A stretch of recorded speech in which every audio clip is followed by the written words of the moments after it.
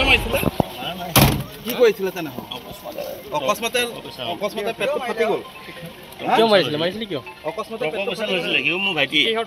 আপোনাৰ ভাইটিক আপুনি কিয় মাৰিলে তেনেহ'লে কিহে মাৰিছিলে কেচি তকো একো নাই ৰাতি হৈছিলে তেওঁ আহিছিলে ময়ো আহিছিলোঁ সেইটো কথাৰ লগত পৰাপান কৰি আছিলে হয় খাই পেলাই মাৰি কেঁচিয়ে মাৰোঁতে নহয় কেচিখন কিনি লৈ গৈছিলোঁ মই ঘৰলৈ যাবলৈ মই হাফ পেণ্ট পিন্ধি আহিছোঁ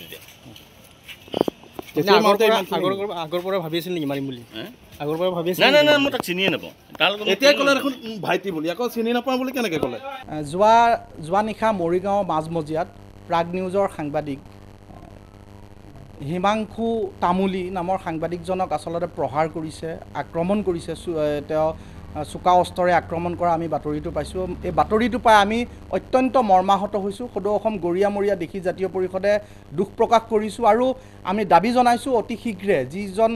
যিজনে আঘাত কৰিছিলে সেই আঘাত কৰা ব্যক্তিজন আচলতে এজন দালাল বুলি আমি গম পাইছোঁ সেই দালালজনক অতি শীঘ্ৰে কৰায়ত্ব কৰাৰ ব্যৱস্থা গ্ৰহণ কৰিছে কিন্তু কৰায়ত্ব কৰিলে নহ'ব তেওঁক উচিত শাস্তি প্ৰদান কৰিব লাগিব আৰু এই শাস্তিটোৱেই মই ভাবোঁ সাংবাদিকসকলক আক্ৰমণ কৰিলে কেনেকুৱা ধৰণৰ শাস্তি পায় এই শাস্তিটোৱে উদাহৰণ হোৱা উচিত তেনেকুৱা ধৰণৰ শাস্তি আমি দাবী কৰিছোঁ আৰু এই সাংবাদিকসকল আচলতে কিমান দিনলৈকে আৰু নিৰাপত্তাহীনতাত থাকিব লাগিব সাংবাদিকসকলে অসমখন ৰাজ্যখনৰ লগতে দেশখনৰ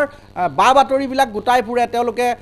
গণতন্ত্ৰক শক্তিশালী কৰাৰ ক্ষেত্ৰত এক গুৰুত্বপূৰ্ণ ভূমিকা প্ৰদান কৰে তেওঁলোকে ক'ৰবাত দুৰ্নীতি হৈছে নেকি ক'ৰবাত কিবা ব্যভিচাৰী হৈছে নেকি ৰাজ্যখনৰ কোনোবা দিশে অশনি সংকেত আহিছে নেকি এই ক্ষেত্ৰত যথেষ্ট তেওঁলোকে গুৰুত্বপূৰ্ণ ভূমিকা পালন কৰে আৰু এনেকুৱা ধৰণে গুৰুত্বপূৰ্ণ ভূমিকা পালন কৰি থকা এই সাংবাদিকসকল আচলতে কিমান দিনলৈকে আৰু নিৰাপত্তাহীনতাত থাকিব লাগিব তেওঁলোকে গণতন্ত্ৰ ৰক্ষা কৰিবৰ কাৰণে ৰাতিপুৱা ওলাই যায় তেওঁলোকে খুব কম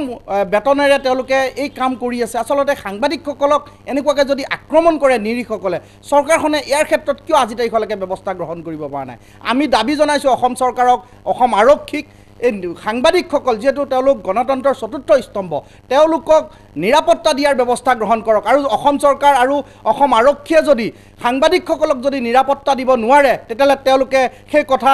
স্বীকাৰ কৰক আৰু আমি অসমৰ ৰাইজ আৰু দল সংগঠনে সাংবাদিকসকলৰ নিৰাপত্তাৰ বিষয়টো আমি চিন্তা কৰিম